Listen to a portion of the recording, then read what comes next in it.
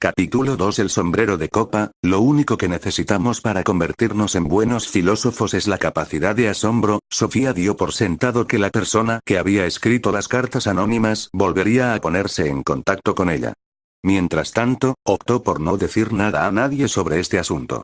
En el instituto le resultaba difícil concentrarse en lo que decía el profesor. Le parecía que solo hablaba de cosas sin importancia. ¿Por qué no hablaba de lo que es el ser humano, o de lo que es el mundo y de cuál fue su origen? Tuvo una sensación que jamás había tenido antes. En el instituto y en todas partes la gente se interesaba solo por cosas más o menos fortuitas.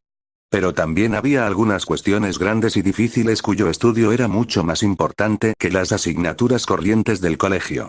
¿Conocía a alguien las respuestas a preguntas de ese tipo? A Sofía, al menos, le parecía más importante pensar en ellas que estudiarse de memoria los verbos irregulares. Cuando sonó la campana al terminar la última clase, salió tan deprisa del patio que Jorun tuvo que correr para alcanzarla.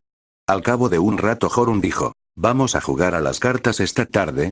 Sofía se encogió de hombros, «Creo que ya no me interesa mucho jugar a las cartas». Jorun puso una cara como si se hubiese caído la luna, «¿Ah, no? ¿Quieres que juguemos al bádminton?» Sofía mira fijamente al asfalto y luego a su amiga, «Creo que tampoco me interesa mucho el bádminton, pues vale». Sofía detectó una sombra de amargura en la voz de Jorun. «¿Me podrías decir entonces qué es lo que tan de repente es mucho más importante?» Sofía negó con la cabeza, es un secreto, va. Seguro que te has enamorado. Anduvieron un buen rato sin decir nada. Cuando llegaron al campo de fútbol, Jorun dijo, «Cruzo por el campo». Por el campo ese era el camino más rápido para Jorun, el que tomaba solo cuando tenía que irse rápidamente a casa para llegar a alguna reunión o al dentista. Sofía se sentía triste por haber herido a su amiga. ¿Pero qué podría haberle contestado? ¿Que de repente le interesaba tanto quién era y de dónde surge el mundo que no tenía tiempo de jugar al bádminton? ¿Lo habría entendido su amiga?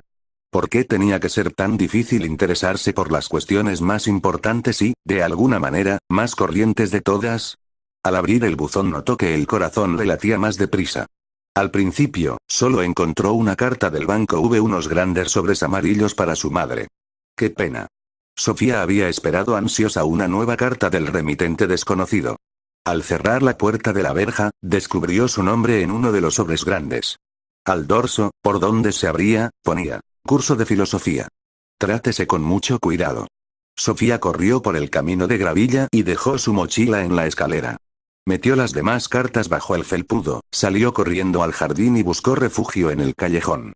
Ahí tenía que abrir el sobre grande. Shere Khan vino corriendo detrás, pero no importaba.